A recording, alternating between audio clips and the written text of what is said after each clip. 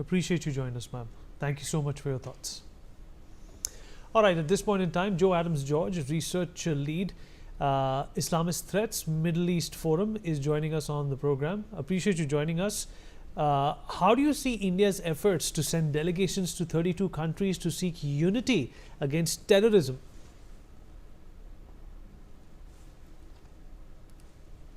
I think this is an ambitious plan on India's part for a diplomatic push following the events in Pahalgam. India has had enough over the years and decades. India has been a victim of Pakistan's, Pakistan-funded, Pakistan-supported terror groups that reside in Canada, in Pakistan, and leave devastating attacks on India. And especially what happened in Mumbai in 2008, or the ones against the Indian Army a few years ago. So India's had enough. And I think that also shows a shift in their doctrine as well. So India has made it very clear to the West and to other countries, especially in the United Nations, who are part of the UN Security Council, that the next time Pakistan does something, pulls a stunt like this, they're definitely going to face the music. Well, India has made it clear that any terror attack in the country will be an act of war. How do you see this doctrine change? This is a significant toughening of India's counterterrorism doctrine, a formal shift in India's rules of engagement when it's drawing, and it's also drawing a clear red line on Pakistan-based terror groups. You can see that this is also a doctrine that is similar to what Israel is deploying when it comes to dealing with a terror group like Hamas.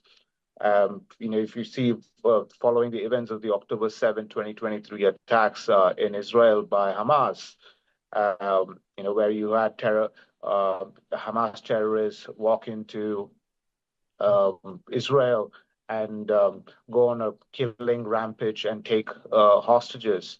And as a consequence, Israel has been in war against Hamas for nearly for about a year and a half now. So this is something that you can see the similar doctrine, being deployed by India, where I expect the next time Pakistan goes about something similar, they could face, and of course, Pakistan. India's essentially put Pakistan in the same bucket as Hamas. It's a state, even though it's a state actor, India sees Pakistan no differently from. Well, India has been piloting a UN resolution to define terrorism. Do you think that it's time to then do that in order to tackle renewed threats and challenges that we have? As far as the United Nations goes, I am not convinced about the role that the UN could play. The UN is broadly weakened and has remained significant from a national, from a global security perspective over the decades. You can see even in the context of the October 7 attacks in Israel, and when it comes to the Middle East conflict, or even between Russia and Ukraine, the UN has been largely ignored and has remained in the background. In fact, if anything, the UN has been found to be a perpetrator in itself, or to have aided in and abetted terrorism. Its own agency, the UNRWA, which, as you know, is a Palestinian refugee agency, the funds that UNRWA got from the global community was used to radicalize Palestinian children to hate Israel. So you are seeing the UN. I'm not sure about India's objectives as far as the UN goes, or even for the matter, the UN Security Council. I think, it could help. It would be largely very cosmetic, but I don't expect anything effective to come through from engaging with the U.S.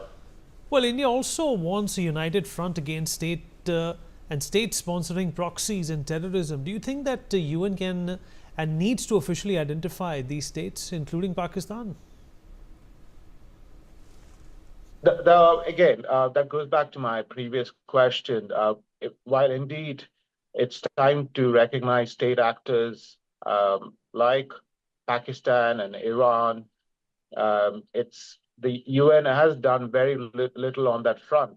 So, which is why you are seeing a lot of these state actors get away with their actions. So, um, like I said, and this in itself is a sign that the UN has been largely ineffective in in managing global security. It has largely remained in the domain of the countries which have prioritized national security. So, if India, I think India would be better placed in prioritizing the national security policies within itself, looking at bilateral or multilateral cooperations with other like-minded countries who face similar threats of terrorism, rather than engaging with the United Nations. But yes, to answer your question, does the UN need to recognize the role that state-sponsored terrorism plays? Absolutely. It's time to, bring down the hammer on these state actors, and also ensure that any kind of terror financing is made unacceptable. And how do we make the FATF response against terror funding states a lot more strong than it already is? Right. Now, of course, as you know, terrorism has evolved over the years. It's shifted from large-scale organized attacks to more decentralized attacks, often wherein you're seeing radicalized youth, mostly radicalized online and motivated by various ideologies, conduct these attacks. And you are seeing the even terrorism spread, the geographical spread of terrorism has widened. It's not limited to South Asia or the Middle East or Africa. It's moved on into the borders of the U.S., Canada, the U.K., and all across Europe. You've seen a significant spike in terror attacks across Europe since the October 7 attacks in Israel. So,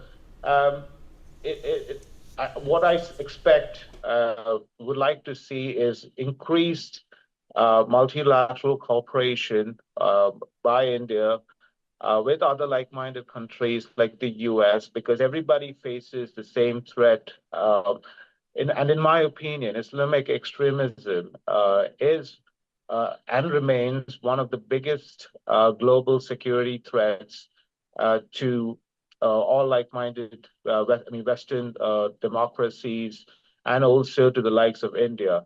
In fact, even countries like, I would argue, Russia and China are not immune from Islamic extremism, and they will continue to remain targets to groups like ISIS and Al Qaeda. No, which is so. Yes, increased support, multilateral cooperation is necessary. Exchange of, as you see terrorism evolve, it's time that we understand not just the kinetic aspect of terrorism, wherein you're seeing the use of weapons, but also the use of ideology being covertly pushed through universities, especially in the West. So that needs to be significantly clamped down. And also, again, like I mentioned, terror financing. So it's time to tighten terror financing laws, money laundering laws in countries, to ensure that groups like ISIS and Al Qaeda do not receive funding from so-called Islamic charities in the West. Well, absolutely. Well, throughout the current operation, India maintained that it conducted strikes on known Pakistani terror camps. Does the United States understand India's stand and perspective? The Americans certainly recognize the effectiveness of the strikes conducted by India, but you must also understand that given that the global security environment is extremely fragile, you got a multi-war theater happening across the globe, in Europe between Russia and Ukraine, and in the Middle East.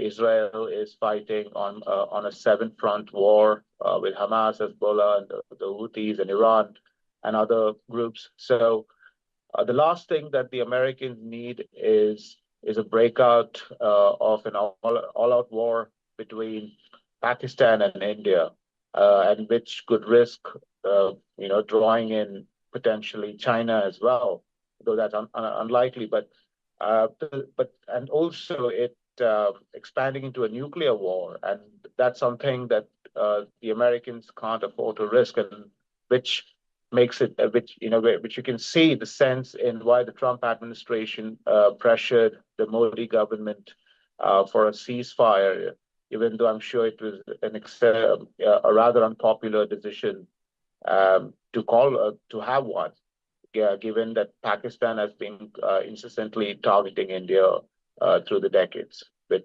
using terrorism. Well, if the Pakistan defense minister accepts in interviews all over the world that they have harbored terrorists, why can't Pakistan be pulled up for being a state sponsor of terrorism? That's because Pakistan-based terror groups are only targeting India. If and it has an effect. None of the Pakistani terrorists have caused these attacks in the West. But if it was in the U.S. Or in Canada or the U.K., the response would have been very different. You wouldn't see talks of ceasefire. I'm sure that if Pakistan, a group of Pakistani terrorists blew up a significant public infrastructure in the U.S. or the U.K., you would expect the Trump administration or the Starmer government in the U.K. to be, rather heavy-handed on Pakistan. They wouldn't look for a ceasefire. So you must understand that because this is India that was a victim, the West does not really care. But if this were to happen within their borders, the response would be very different. So we're talking about double standards in the world of terrorism, and that has always been a consistent thread throughout history. So unfortunately, it's time for the West to change the way it views terrorism in other countries, especially allies, when it happens to allies like India. All right. Thank you so much for those insights and staying with us and giving your perspective on this important issue. We take a short break now. We'll be back.